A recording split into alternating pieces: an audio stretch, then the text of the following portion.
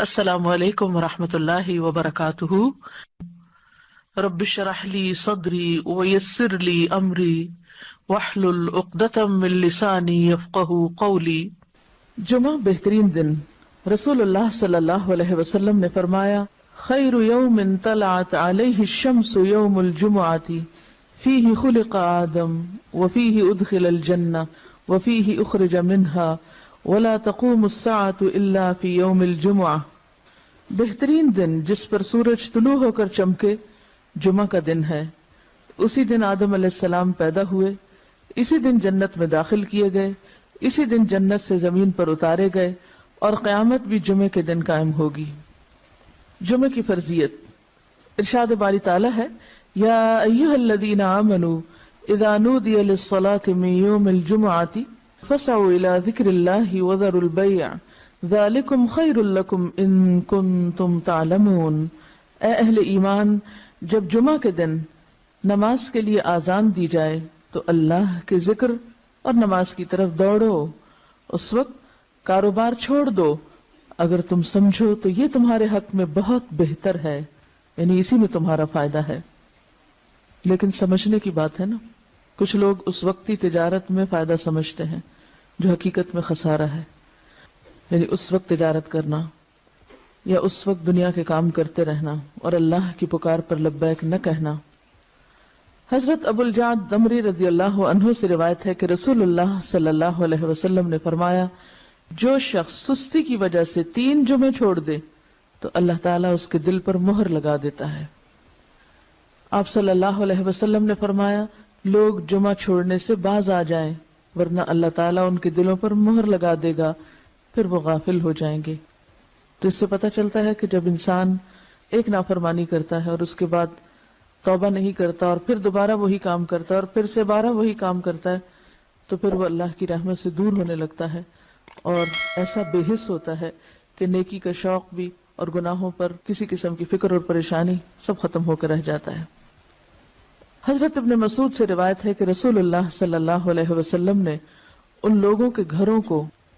جو جمعہ سے پیچھے رہ جاتے ہیں جلا دینے کا قصد کیا، یعنی یہ ارادہ کیا کہ ان کے گھر ہی جلا دیے جائیں۔ جمعہ کا چھوڑنا بہت بڑا گناہ ہے، اس پر شدید وعید ہے، لہذا ہر مسلمان پر جمعہ پڑھنا فرض ہے، اس میں ہرگز سستی نہیں کرنی چاہیے۔ جب خطیب ممبر پر چڑھے اور آذان ہو جائے تو سارے کاروبار حرام ہو جاتے ہیں۔ جمعہ کے متفرق مسائل۔ نمبر 1، رسول اللہ صلی اللہ علیہ وسلم نے فرمایا، جس کا اللہ اور آخرت کے دن پر ایمان ہے اس پر جمعہ فرض ہے۔ مریض، مسافر، عورت، نابالغ لڑکا اور غلام جمعہ کی فرضیت سے مستثنی ہے، یعنی ان پر جمعہ فرض نہیں، اگر چاہیں تو پڑھ لیں، نہیں تو ظہر کی نماز بھی کافی۔ نمبر 2، نبی صلی اللہ علیہ وسلم نے فرمایا، جو شخص جمعہ کے روز خوب اچھی طرح نہائے اور پا پیادہ یعنی پیدل مسجد میں جائے، امام کے نزدیک ہو کر دل جمی سے خطبہ سنے، یعنی ادھر ادھر غفلت کے ساتھ نہیں بلکہ پوری توجہ کے ساتھ اگلی صفوں میں بیٹھ کر، اور کوئی لغو بات نہ کرے، تو اس کو ہر قدم پر 1 برس کے روزوں کا اور اس کی راتوں کے قیام کا ثواب ہوگا، یعنی اتنا فضیلت والا عمل ہے اگر کوئی شخص پوری توجہ اور محبت اور شوق کے ساتھ کرے۔ حضرت سلمان فارسی رضی اللہ عنہ سے روایت ہے کہ رسول اللہ صلی اللہ علیہ وسلم نے فرمایا، جو شخص جمعہ کو نہائے اور جس قدر پاکی حاصل ہو سکے کرے، یعنی اپنے جسم کی بھی صفائی، اپنے بالوں کی، ہر چیز کی، پھر تیل یا اپنے گھر سے خوشبو لگائے جو بھی میسر ہو، یعنی تھوڑا اہتمام کے ساتھ نکلے، اور مسجد کو جائے، وہاں 2 آدمیوں کے درمیان راستہ نہ بنائے، یعنی لوگوں کی گردنیں نہ پھلانگے یا ان کو پریشان نہ کرے آگے جانے کے لیے، یعنی جہاں جگہ ملے وہیں بیٹھ جائے، پھر اپنے مقدر کی نماز پڑھے، پھر دوران خطبہ خاموش رہے، تو اس کے گزشتہ جمعہ سے لے کر اس جمعہ تک کے گناہ بخش دیے جاتے ہیں۔ اب یہاں پر گناہوں کی بخشش کس چیز کے ساتھ منسلک ہے کہ انسان اپنی ذات سے کسی کو تکلیف نہ دے، یعنی صرف اتنا نہیں کہ آپ خود شوق سے چلے ہیں نیکی کرنے، عبادت کرنے، اور اپنے شوق میں دوسروں کے لیے باعث اذیت ہیں، ایسا نہیں ہونا چاہیے۔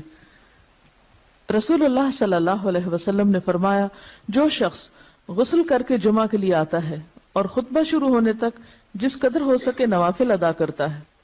پھر خطبہ جمعہ شروع سے لے کر آخر تک خاموشی کے ساتھ سنتا ہے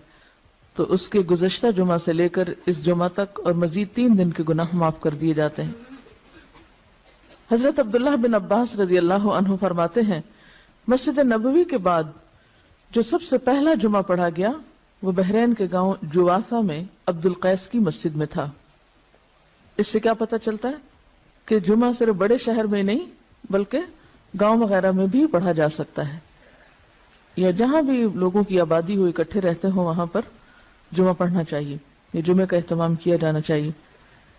یہاں اس موقع پر میں یہ یاد دہانی آپ کو کرا دوں کہ جن خواتین کے لڑکے ہیں خاص طور پر ان کو، اپنے شوہروں کو،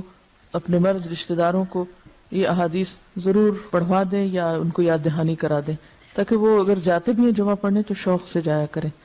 اور ان آداب کا خیال بھی رکھیں جو رکھنے چاہیے۔ اسد بن زرارہ نے نقی الخدمات کے علاقے میں بنو بیازہ کی بستی حزم النبیت جو مدینہ سے 1 میل کے فاصلے پر تھی اس میں جمعہ قائم کیا۔ حضرت عبداللہ بن عمر مکہ اور مدینہ کے درمیان بسنے والے لوگوں کو جمعہ پڑھتے دیکھتے تو اعتراض نہ کرتے۔ نمبر 4، حنین کے دن بارش ہو رہی تھی تو رسول اللہ صلی اللہ علیہ وسلم نے اپنے منادی کو حکم دیا آج اپنی اپنی قیام گاہوں میں نماز پڑھنے کا اعلان کر دو، اور وہ جمعہ کا دن تھا۔ یعنی اگر بارش کا موسم ہو اور جانے میں تکلیف ہو تو ایسی صورت میں پھر ظہر کی نماز گھر پہ پڑھی جا سکتی ہے جب نکلنے میں حرج ہو۔ حضرت ابو ہریرہ سے روایت ہے کہ نبی صلی اللہ علیہ وسلم نے فرمایا آج کے دن 2 عیدیں عید اور جمعہ اکٹھی ہو گئی ہیں، جو شخص صرف عید پڑھنا چاہے اسے وہ کافی ہے، لیکن ہم عید اور جمعہ دونوں پڑھیں گے۔ یعنی اگر ایک ہی دن میں 2 چیزیں ہوں تو ایک کی رخصت ہے،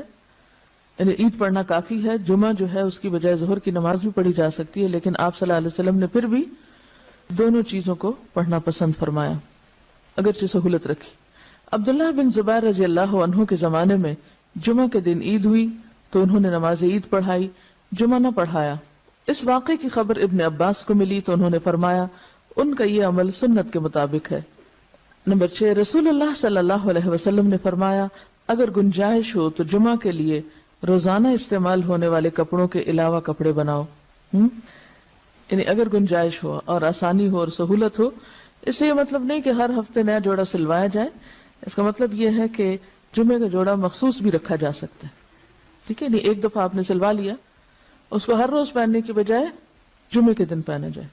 یعنی جمعے کا لباس مخصوص کیا جا سکتا ہے عام روزمرہ کے لباس سے۔ یعنی اہتمام کی بات ہے اصل میں، صرف نئے کپڑے سلوانے کی بات نہیں۔ نبی صلی اللہ علیہ وسلم نے دوران خطبہ گوٹ مار کر بیٹھنے سے منع فرمایا۔ گوٹ مارنا اس طرح بیٹھنے کو کہتے ہیں کہ ہاتھ یا کپڑے کے ساتھ رانوں کو پیٹ سے ملا کر بیٹھیں، ٹھیک ہے۔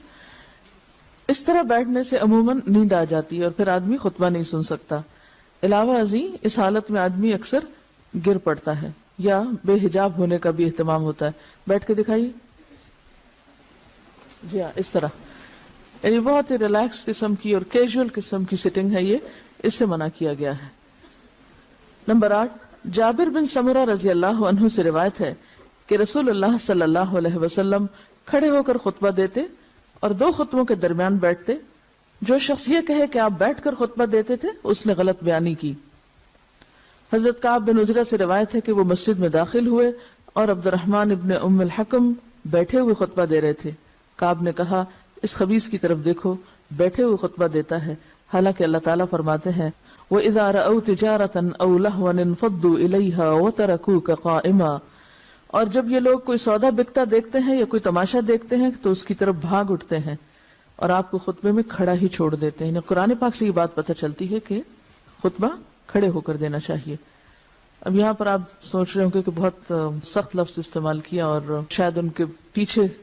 یا چھپ کے یا غیبت کے طور پہ کیا، تو اصل بات یہ ہے کہ صحابہ کرام کے اندر آپ نے ایک چیز دیکھی ہوگی کہ وہ سنت کے خلاف کوئی چیز برداشت نہیں کرتے تھے،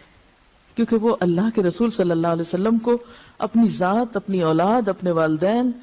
اپنی ہر چیز سے زیادہ محبوب رکھتے تھے اور آپ کی باتوں کو بھی اسی طرح اہمیت دیتے تھے، لہٰذا کہیں وہ کوئی چیز آپ کی سنت کے خلاف ہوتے دیکھتے تو وہ ان کے لیے بہت ہی سخت ہوتی اور اسی لیے سخت الفاظ بھی استعمال کر جاتے۔ تو بات یہ کہ اسی کا نام من احب للہ و ابغض للہ ہے، وآتى للہ و منع للہ۔ جب ہم دین میں محبت کی بات کرتے ہیں تو ہم سمجھتے ہیں کہ محبت پھر جائز ناجائز ہر بات پہ محبت، یہ بات غلط ہے۔ ٹھیک ہے، درست چیز کو اپریشیٹ کیا جائے اور جو غلط بات ہے اس کو غلط بتایا جائے، اور غلطی جتنی زیادہ بڑی ہو اس کے لیے اتنا ہی فرم ہونا چاہیے، اس کے لیے پھر ڈھیلا ڈھالا رویہ نہیں اختیار کرنا چاہیے، جبکہ بات پوری طرح دوسروں کو بتائی بھی جا چکی ہو۔ لیکن ایک بات یاد رکھیے کہ صحابہ کرام کا جو باہم تعلق یا واسطہ تھا، ان کی جو تربیت جس ڈھنگ پر ہوئی تھی، وہاں ذات اور انا اور میں اور شخصیت پرستی جیسی چیزیں نہیں تھی، وہاں محبت بھی اللہ کے لیے تھی اور بغض بھی اللہ کے لیے تھا، اور اس کے ساتھ ساتھ وہ کسی چیز کو اپنی ذاتی وقار کا مسئلہ نہیں بناتے تھے، اس کو پرسنلی نہیں لیتے تھے۔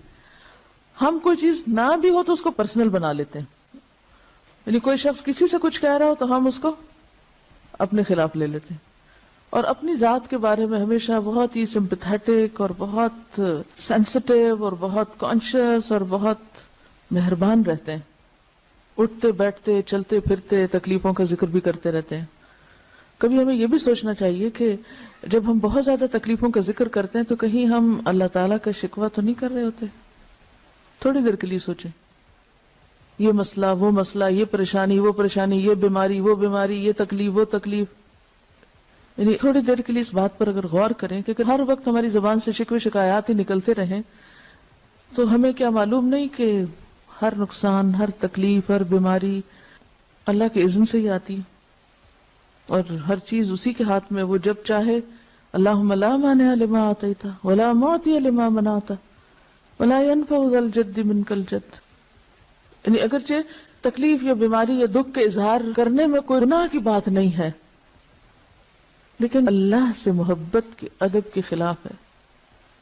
جس سے آپ محبت کرتے ہیں آپ اس کی شکایتیں راہ چلتے تھوڑی کرتے رہتے ہیں، کیوں کرتے ہیں؟ ہاں، سمجھ رہے ہیں میں کیا کہہ رہی ہوں؟ اس شخص سے آپ نے کیا سبق سیکھا جس کا صدقہ کسی ایسے شخص کو چلا گیا کہ جو مستحق نہیں تھا، اور وہ دل میں تکلیف میں بھی تھا، پریشان بھی تھا، تو کیا کہا؟ اللہم لک الحمد۔ ہم یہ اخلاق اور ادب نہیں سیکھ سکتے؟ سیکھ سکتے ہیں۔ مثلا ایک ڈاکٹر کے پاس جا کے بتانا کہ میں بیمار ہوں، اس میں کوئی برائی نہیں، لیکن ہر انسان کو بتانا میں بیمار ہوں، یہ اللہ کی محبت کے ادب کے خلاف ہے۔